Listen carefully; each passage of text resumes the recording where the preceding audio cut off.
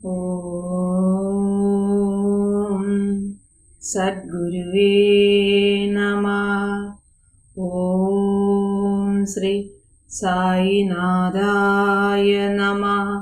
സദാ സത്സ്വരൂപം ചിദാനന്ദകന്ദം ജഗത്സംഭവസ്ഥാന സംഹാരഹേതും സ്വഭക്തേച്ഛയാമാനുഷം ദർശയന്തം നമാമീശ്വരം സദ്ഗുരു സായിനാഥം.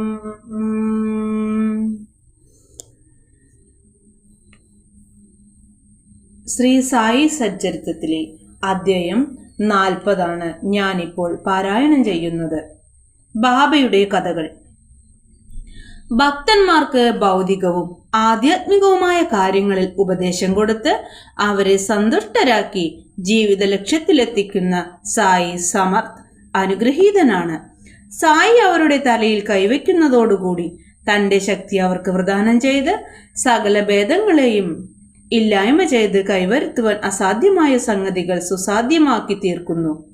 മുന്നിൽ നമസ്കരിക്കുന്നവരെ ആലിംഗനം ചെയ്ത് അവരുടെ ദ്വന്ദ്ഭാവങ്ങളും വ്യത്യാസങ്ങളും ഇല്ലായ്മ ചെയ്യുന്നു. ബാബ ഏതുവിധം സമുദ്രം നദിയെ തന്നിൽ ചേർത്ത് തന്റെ മഹിമ നദിക്ക് പ്രദാനം ചെയ്യുന്നുവോ അതുപോലെ ഭക്തന്മാരെ തന്നിൽ ചേർത്ത് തന്റെ ശക്തി അവർക്ക് പ്രദാനം ചെയ്യുന്നു. ദൈവഭക്തന്മാരുടെ ലീലകളെ പ്രകീർത്തിക്കുന്നത് ഭഗവാന്റെ ലീലകളെ തന്നെ പ്രകീർത്തിക്കുന്നതിന് തുല്യമാണ്. ഇനി ഈ അധ്യായത്തിലെ കഥകളിലേക്ക് പ്രവേശിക്കാം. മിസിസ് ദേവിന്റെ ഉദ്യാപന അടിയന്തരം. മിസ്റ്റർ PV ദേവ് താനയിലെ ദഹനുവിൽ മാംലത്ദാർ ആയിരിക്കുമ്പോൾ അയാളുടെ അമ്മ 25-30 വ്രതങ്ങൾ ആചരിച്ചു കഴിഞ്ഞതിനാൽ അതിന്റെ ഒരു ഉദ്യാപന അടിയന്തരം പടി പൂർത്തിവരുത്തൽ നടത്താൻ തീർച്ചയാക്കി. അതിന് 100 ബ്രാഹ്മണർക്ക് ഭക്ഷണം കൊടുക്കണം. അതിന് ദിവസം നിശ്ചയിച്ച ആൾ ബാപ്പു സാഹേബ് ജോഗിന് എഴുതുകയും ബാബ വന്ന് സദ്യയിൽ പങ്കുകൊണ്ടാലേ ചടങ്ങ് പൂർത്തിയാവൂ എന്ന് പ്രത്യേകം അപേക്ഷിക്കുകയും ചെയ്തു. കത്ത് ബാബയ്ക്ക് ജോഗ് വായിച്ചു കൊടുത്തു. അതിലെ ശുദ്ധഹൃദയത്തോടു കൂടിയ ക്ഷണം സ്വീകരിച്ച് ഞാൻ എന്നെ സ്മരിക്കുന്നവരെ പറ്റി സദാ ശ്രദ്ധാലുവാണ്. എനിക്ക് വാഹനമോ വണ്ടിയോ ടോങ്കോയോ തീവണ്ടിയോ വിമാനമോ ഒന്നും ആവശ്യമില്ല. എന്നെ സ്നേഹപൂർവ്വം വിളിക്കുന്നവന്റെ അടുക്കിലേക്ക് ഞാൻ പാഞ്ഞെത്തി ആവിർഭവിക്കുന്നു. അയാൾക്ക് സ്നേഹപൂർവ്വം മറുപടി അയക്കുക. നമ്മൾ 3 പേർ ചേർന്ന് പങ്കുകൊള്ളുന്നുവെന്നറിയുക എന്ന് ബാബ പറഞ്ഞു. ബാബ പറഞ്ഞ വിവരം ജോഗ് ദേവിനെ അറിയിക്കുകയും ചെയ്തു. ദേവിന് സന്തോഷമായെങ്കിലും ബാബ ദൂരയാത്രയ്ക്ക് പോവില്ലെന്നും റാഹത, റൂയി, നബഗോൺ എന്നിവിടങ്ങളിൽ മാത്രമേ പോകാറുള്ളൂ എന്നും അറിയാമായിരുന്നു. അയാൾ അതേസമയം തന്നെ സർവാന്തർയാമിയായ ബാബയ്ക്ക് സാധ്യമല്ലാത്തതൊന്നുമില്ലെന്നും എങ്കിൽ ഏതെങ്കിലും ഇഷ്ടമുള്ള രൂപത്തിൽ വന്ന് പങ്കെടുത്തുകൂടായികയില്ലെന്നും കരുതി.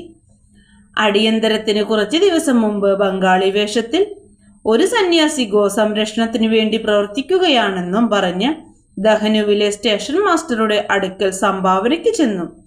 സ്റ്റേഷൻ മാസ്റ്റർ സന്യാസിയോട് ടൗണിൽ പോയി മാംലത്ദാരെ കണ്ട് അദ്ദേഹത്തിന്റെ സഹായത്തോടെ ഫണ്ട് പിരിക്കുന്നതാണ് നല്ലതെന്നും പറഞ്ഞു.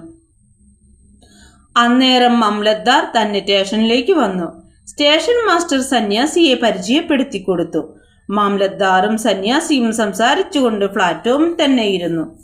മാംലത്ദാർ അപ്പോൾ തന്നെ അവിടുത്തെ പ്രധാന പൗരനായ റാഹു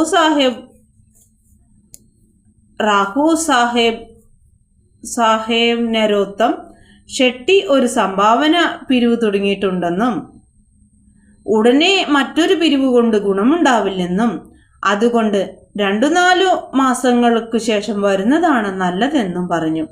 ഇത് കേട്ട് സന്യാസി സ്ഥലം വിടുകയും ചെയ്തു.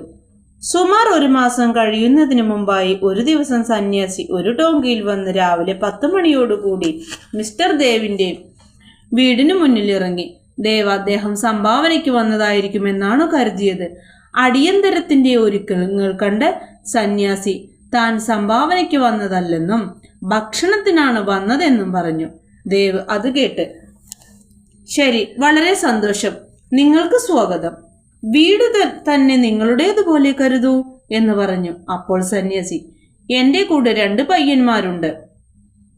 ദേവ്, എന്നാൽ അവരെയും കൂട്ടി വരൂ എന്ന് പറഞ്ഞു.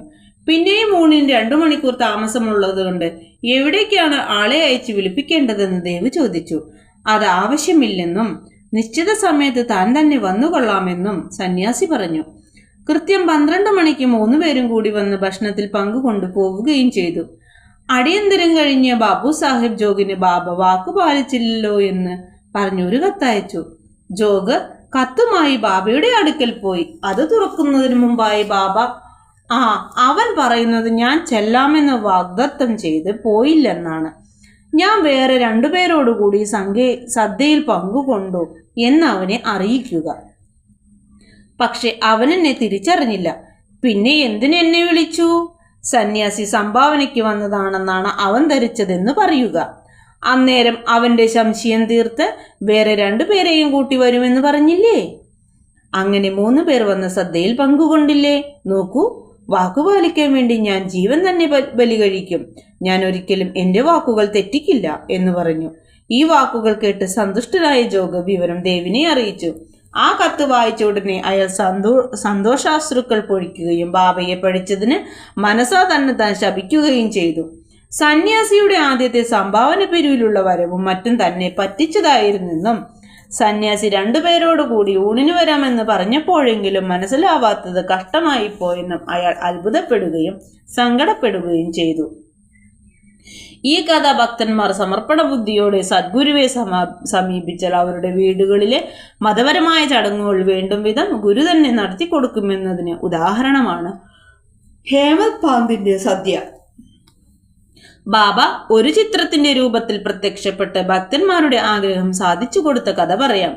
1917 ഒരു വെളുത്ത വാവ് ദിവസം രാവിലെ ഹേമത് പന്തിനും ഒരു ദർശനമുണ്ടായി. ബാബ നല്ല നിലയിൽ വസ്ത്രങ്ങൾ ധരിച്ച് ഒരു സന്യാസിയെ പോലെ വന്ന് അയാളെ ഉണർത്തി അന്ന് ഭക്ഷണത്തിന് വരുന്നതാണെന്ന് പറഞ്ഞതായിട്ടാണ് ദർശനം. ഉണർത്തലും സ്വപ്നത്തിന്റെ ഒരു ഭാഗമായിരുന്നു. നല്ലപോലെ ഉണർന്നപ്പോൾ സായിയോ സന്യാസിയോ ഇല്ല. നല്ലതായി ഓർമ്മിച്ചു നോക്കുമ്പോൾ സന്യാസി പറഞ്ഞ ഓരോ വാക്കും മനസ്സിൽ ദൃഢമായി തെളിഞ്ഞു. ബാബയുമായി 7 കൊല്ലത്തോളം അടുപ്പമുണ്ടായിരുന്നിട്ടും സദാസമയം ബാബയെ ധ്യാനിച്ചിരിക്കലുണ്ടായിട്ടും തൻ്റെ വീട്ടിൽ ബാബ ഭക്ഷണത്തിന് വരുമെന്ന് തീരെ പ്രതീക്ഷിച്ചിരുന്നില്ല. എന്തായാലും വളരെ സന്തോഷത്തോടുകൂടി അന്ന് ഹോളി ദിവസമായിരുന്നതുകൊണ്ട് ഒരു സന്യാസി കൂടി ഭക്ഷണത്തിന് വരുമെന്നും കുറച്ചുകൂടി ചോറും മറ്റും തയ്യാറാക്കണമെന്നും അയാൾ ഭാര്യയോട് പറഞ്ഞേൽപ്പിച്ചു. പിന്നീട് അവർക്ക് തെറ്റിദ്ധാരണ ഉണ്ടാവാതിരിക്കാൻ അയാൾക്കുണ്ടായ സ്വപ്ന ദർശനത്തിലെ വിവരവും പറഞ്ഞുകൊടുത്തു. അവർ ബാബ ഷിർദിയിൽ നിന്ന് ബാന്ദ്രയിൽ വരുമോ എന്നും സ്വാദിഷ്ടമായ ഭക്ഷണങ്ങൾ ഉപേക്ഷിച്ച് അവരുടെ സാധാരണ ചോറും കറിയും കഴിക്കാൻ വരുമോ എന്നും ശങ്കിച്ചു. അപ്പോൾ ഹേമത് പാൻ ബാബ അങ്ങനെ അല്ല വരികയെന്നും ഏതെങ്കിലും അതിഥിയുടെ രൂപത്തിൽ വന്ന് ഭക്ഷണത്തിൽ പങ്കുകൊള്ളുമെന്നും പറഞ്ഞു. ഏതായാലും അവർ കുറച്ചുകൂടി ചോറും കറികളും തയ്യാറാക്കാൻ നിശ്ചയിച്ചു. ഇതിനുശേഷം ഭക്ഷണം തയ്യാറാക്കുകയും ഉച്ചയോടുകൂടി എല്ലാ ഒരുക്കങ്ങളും ചെയ്തു. ഹോളി പൂജ കഴിഞ്ഞ് ഇലകൾ വെച്ച് അവയ്ക്ക് ചുറ്റും രംഗോലി അടയാളവും ഇട്ടു. 2 വരിയായി ഇല വെച്ചതിന് നടുക്ക് അതിഥിക്കും ഒരു ഇല വെച്ചു. കുടുംബാംഗങ്ങളെല്ലാം, അതായത് ആൺമക്കളും അവരുടെ മക്കളും പെൺമക്കളും എല്ലാം അവരുടെ ഭർത്താക്കന്മാരുമെല്ലാം അതാത് സ്ഥാനത്തിരുന്നു വിഭവങ്ങളെല്ലാം വിളമ്പി. അപ്പോഴെല്ലാം അവർ അതിഥിയെ പ്രതീക്ഷിച്ചിരുന്നെങ്കിലും ആരും വന്നില്ല. ഉച്ച തിരിയാനും തുടങ്ങി. അപ്പോൾ വാതിലടച്ച് സാക്ഷിയിട്ട് അന്നശുദ്ധി നെയ്യ് വിളമ്പി. അത് ഭക്ഷണം തുടങ്ങാനുള്ള അടയാളമാണ്. അഗ്നിക്ക് പൂജയും കൃഷ്ണന് നിവേദിക്കലും കഴിഞ്ഞു. വീട്ടുകാർ ഉണ്ണാൻ തുടങ്ങുമ്പോഴേക്കും കോണിപ്പടി കയറി വരുന്ന ചവിട്ടടി വ്യക്തമായി കേട്ടു.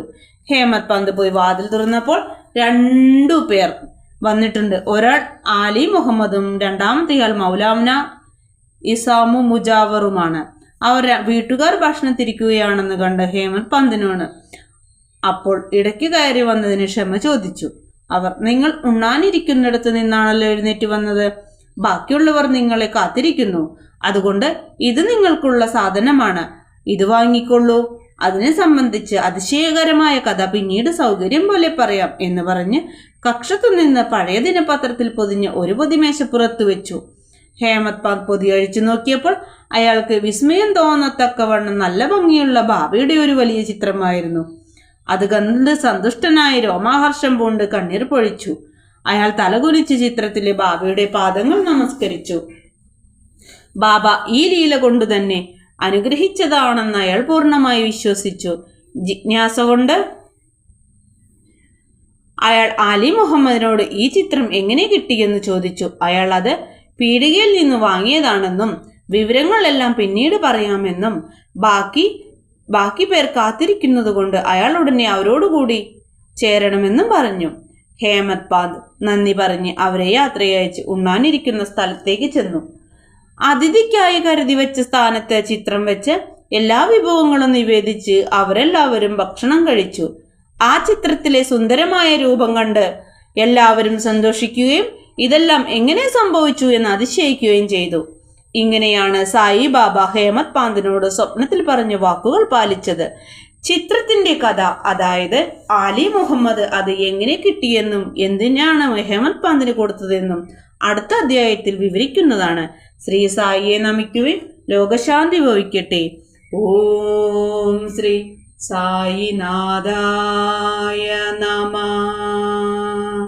വന്ദേ ഗുരുപരമ്പര. ലോകാ സമസ്ത സുഖിനോ ഭവന്തു. ലോകാ സമസ്ത സുഖിനോ ഭവന്തു. ലോകാ സമസ്ത സുഖിനോ ഭവന്തു. ഓം ശാന്തി ശാന്തി ശാന്തി. എല്ലാ സജ്ജനങ്ങളെയും ശ്രീ സായിനാഥൻ അനുഗ്രഹിക്കട്ടെ എന്ന പ്രാർത്ഥനയോടെ സായി സച്ചരിതത്തിന്റെ 40-ാം അധ്യായം ശ്രീ സായിബാബയുടെ തൃപാദങ്ങളിൽ സമർപ്പിക്കുന്നു. ജയ് സായിറാം.